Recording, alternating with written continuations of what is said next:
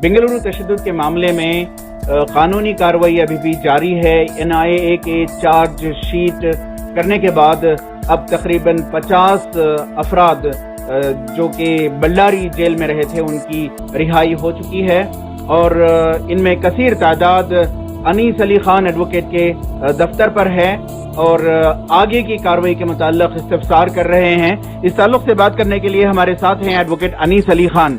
बताइए सर, ये जो केसेस चले हैं, कितने लोगों की रिहाई अब तक हुई है और क्या कानूनी कार्रवाई चली है?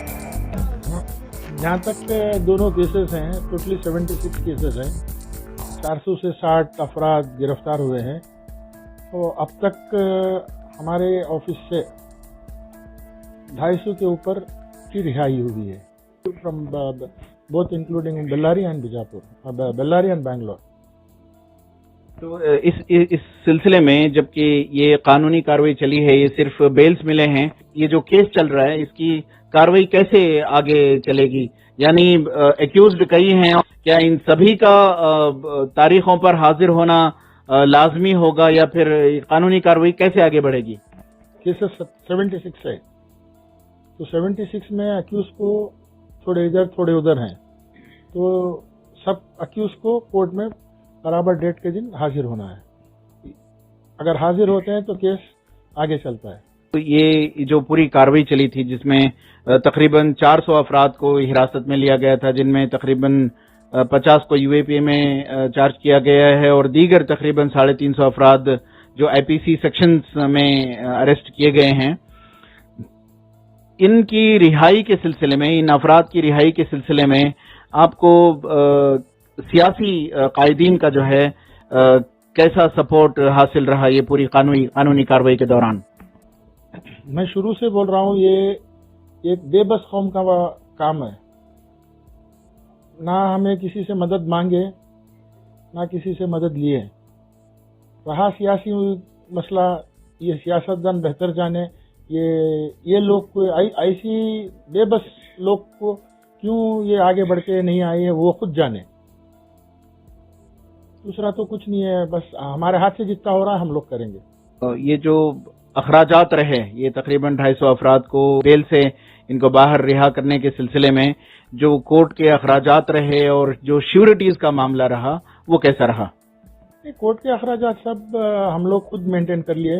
ये लोग के पास से हम कुछ ले नहीं सकते थे। वो टूटे फूटे थे, घर में रहते थे, किसी के घर में इलेक्ट्रिसिटी नहीं है, किसी के उनके बहुत से मसाइल थे कि कमाने वाले अंदर जेल में थे, तो उनके खुद खाने के प्रॉब्लम थे। तो इस सिलसिले में हमने लीगल फीस कुछ ली नहीं, एक हॉनररी काम समझ के कर दिए। और ये श्योरिटीज का इंतजाम कैसे हुआ?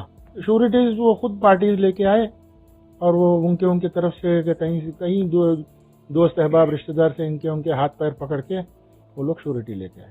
ये बताया जा रहा है कि आपने भी बताया था कि एक मुजम्मिल साहब हैं दुबई वाले जो बेंगलोर के नॉन रेसिडेंट इंडियन हैं, और एक दो और नाम बताए थे कि उनकी भी जो है आपके वो भी आपको सपोर्ट कर रहे हैं। तो इस इमदाद का क्या हुआ? मुजम्मिल 15 लाख भेजे थे और एक इदारा है मुत्तहदा मास 2 लाख रुपए दिए थे।